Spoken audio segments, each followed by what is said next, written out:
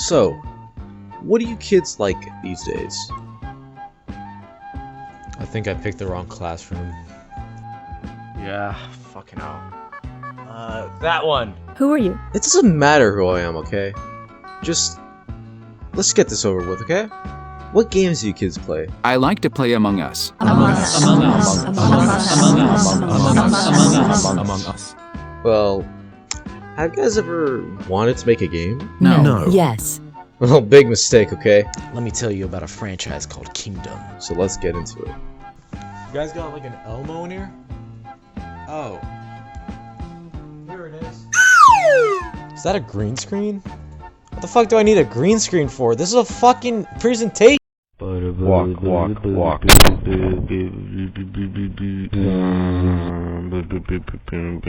is my kingdom. This is my kingdom. Kingdom is a game series published by Raw Fury, in which the player must defend a camp. It's a quick-thinking strategy game. As the slogan says, explore, build, expand, defend. There are, as of now, 3 games that have been released, and 1 more releasing soon. The situation, as of now, however, is the fact that the Kingdom series was a trend game. Let's go over the history. Thomas... some German name, also known as Novio, is a Dutch animator who was born in 1999 and wanted to learn animation. Over time, this became the Kingdom game. Also, on the project was developer Licorice.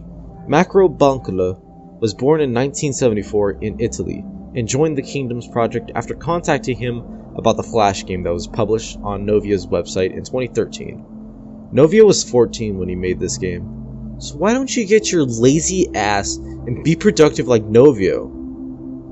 And us. Novio and Licorice had begun development of... During the development of Kingdom Classic, Novio and Licorice were lucky as a new publisher had hit the scene, as their Kickstarter failed. Raw Fury, founded by Jonas Anderson and Gordon Van Dyke. These founders have a history behind them, and one thing they intend to do was simple: publish indie games for small or independent developers. And so, the original Flash game, made solely by Novio, became a franchise.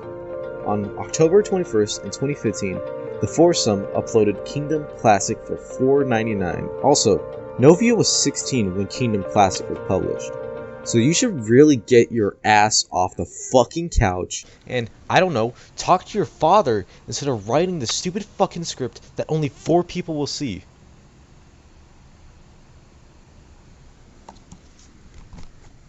Hey, Dad. Unfortunately, however, it wasn't met greatly on release until... Oh shit! Oh god, what the fuck? Okay. YouTuber Dregast, now called Dre, an indie gaming YouTuber, posted a video playing the game. This is important to the history because it started the main issue of the game.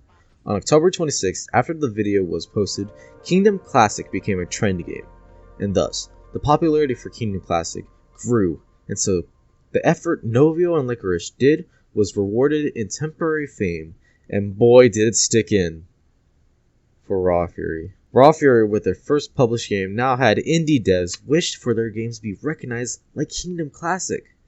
Now, let's ask the question, why did it become a trend game? Well, let's play it and find out. So the concept of the game is very simple.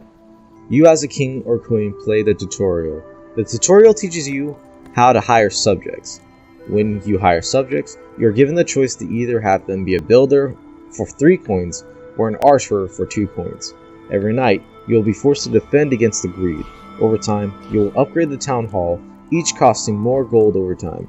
Once you reach level 3 town hall, on the right, a new shop will appear where you can hire farmers, costing 5 coins for 1 scythe. Once you upgrade the stone by spending 7 coins, you can upgrade the last stage of the town hall. Then you can hire a max of 4 knights, each costing 6 coins. Lastly is the catapult. For 6 coins you can buy 1 catapult for either left or right side. Each will be manned by 2 builders. To earn coins you will have archers kill rabbits. Each kill is 1 coin. Archers can also kill deers, which in return give 3 coins but require more arrows to kill. Another way is after each night a chest appears at the center and gives a handful of coins, and increases until you lock stone, where it gives 1 coin. And farmers, which require you to build farmland, cost 6 coins. It could hold a max of 4 farmers. In return, you will get 5 coins every plow. There is a merchant either on the left or right side of the forest where, for 4 coins, he will arrive and randomly refill one of the shops for subjects. On the edge of the wall, there is a flag where you can dispatch a max of 2 knights to attempt to destroy a portal that summons the greed. Once destroyed, the greed will send a large horde and most likely to destroy your defense lines. To win, you will need to destroy 2 portals on the left and right side. This simplistic yet complex gameplay matches the fate of Among Us. But just like Among Us, Shut up!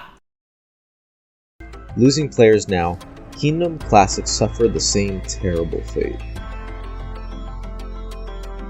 And thus, Raw Fury would take this opportunity to convince Novio to expand upon Kingdom's Classic. Hanging €500 notes above his head, Novio took the bait and proceeded to develop. Novio's goal was to add more to the game, while keeping the original concept. But an issue occurred. Raw Fury wanted money, and so on August 9th, 2016, Kingdom New Lands was released for $14.99. Though the price was hard to swallow for many, people bought the still hyped game. Also, Novio was 17 when he released New Lands, so selling over 1.5 million copies, proving the fact that Kingdom series is nothing but a trend game. So does it live up to the original? Well, it keeps the original formula of a defense game, but adds a new feature, traveling through a boat. So on the first island you will do the same old formula. However, once you find the wrecked ship for 10 coins, you can begin the project of building the boat. Every 2 coins you will add a piece for a builder to add onto the boat. In total, about 118 coins to finish the boat, and 10 more to leave the island. In total, about 5 islands are in the game. Each has a different thing to add for the player. The first island has you begin, which you get the statue of archery. And the second one has the statue of building, dog, and some horses, yada yada. Copy and paste it. Fuck it. But there are some changes that completely change the game. The merchant gives a handful of coins now, and for 1 coin in return, he'll come back and repeat the cycle. There's also a banker now. On the 4th level of the town hall, you will get the banker. The banker stores money you drop and will be saved for later. The money gains interest as seen here. To withdraw, just hover over him and you'll get the money. Next are some changes. Farmers are now 4 gold instead of 5, and farmland costs 4 to make. Instead of a large wave coming every time you destroy a portal, now a blood moon arrives. Rabbit spawns despawned if the city has its borders across it. Also, hermits exist. There are 3 hermits. The warrior hermit, which gives a knight and requires a fully upgraded archer tower. A bakery hermit, which makes bread that attracts hobos. And most importantly, the ballista hermit, which makes a fucking ballista tower and is the best and funniest tower in the game. Sadly, it's the hardest to get, since it's basically luck based. But if you can get it, you will dominate these fuckers. And also some DLC known as... On December 19th, 2017, a new island was released for free. Along with losing when you lose the crown to the greed, you will also lose when the statue of time runs out of sand. For 8 coins, it will pause the sand pouring out for 1 day. Essentially, however, this is the endless mode of this game. And so, Novio got that €500 note from Raw Fury, and Raw Fury was happy until November the 5th of 2018, revealing. Novio isn't credited to the developers of this game on Steam, which is weird. Kingdom 2 Crowns is the newest addition to the Kingdom series, which is developed by Stumpy Squid, Fury Studios, and CoSync.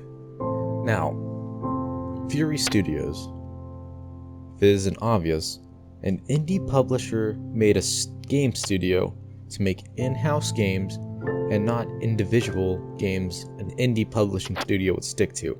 I started reviewing some things about Fury Studios. The main point of them is for porting games to different consoles, though I felt I was correct since these unpublishers intended to support developers. Makes me think that they're going a different direction for developing games by themselves? Even stranger is Stumpy Squid.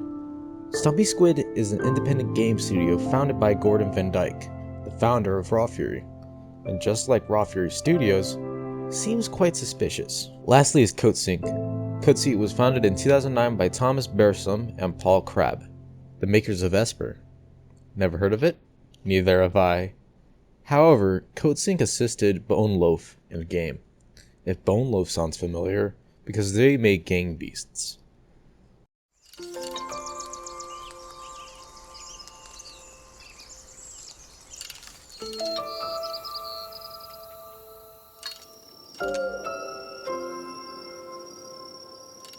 Kingdom 2 Crowns is considered a campaign instead of how New Lands did it.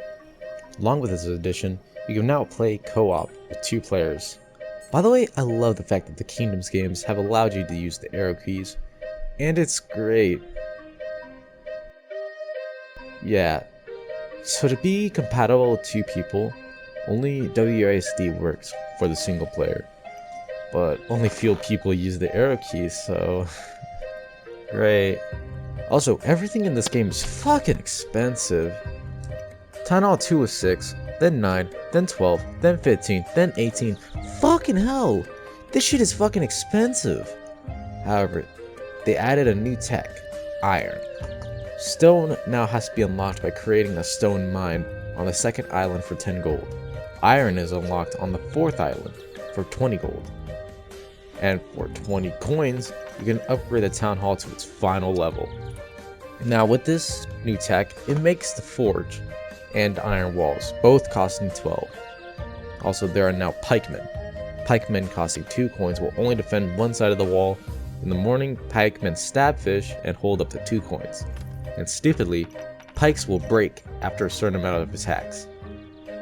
Catapults now have a fire barrel that fucking burns the greed. Each barrel costing 5 coins, and it's so fun to kill hundreds of enemies at a time. Now, lastly is the bomb. The bomb is unlocked at the last town hall for 18 coins. You can literally blow up the cave that spawns the greed on the island. Speaking on islands, just like New Lands, 2 Crowns has 5 islands. Each has unique stuff that you can unlock, except the way you have to unlock these are retarded. Gems. Gems are a nuisance. They take up pouch space and can only be stored by this shady guy that only spawns when you have a town hall level 6. When you buy a statue, you still have to activate it by spending coins. But once activated, it's activated until you die. But what if we change that art style? Then what if on the same day of release, we published a DLC for free, known as... So ever thought there was not enough racial diversity in video games? Well, now you can play a skin of the normal game, and let me tell you, it sucks. Oh boy! A reskin of the same fucking game designed by 505 Games, aka the Terraria people. This is shit in the most humble way possible. But hey, those at least were free. Except for $6.99, you can buy... Oh boy, a reskin of the same fucking game. I swear, all they did was put a Viking skin on the same fucking game and said, sell it for $6.99. These cunts literally changed little about the main game and were fucking done. Well, guess what? I'm fucking done with this. You know, this is my longest project for Forgotten Games. Bigger than the Condition Zero one. And I expected it to be a lot more positive, but who would have guessed it? It was a depressing journey.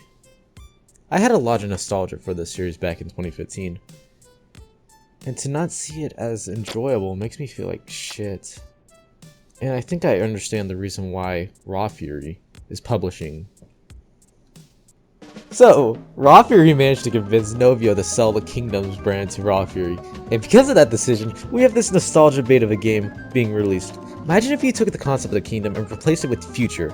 Did I also mention Raw Fury themselves are producing this piece of digital waste? Oh yeah, Raw Fury Studios is making this. So much for being an unpublisher, huh, Raw Fury?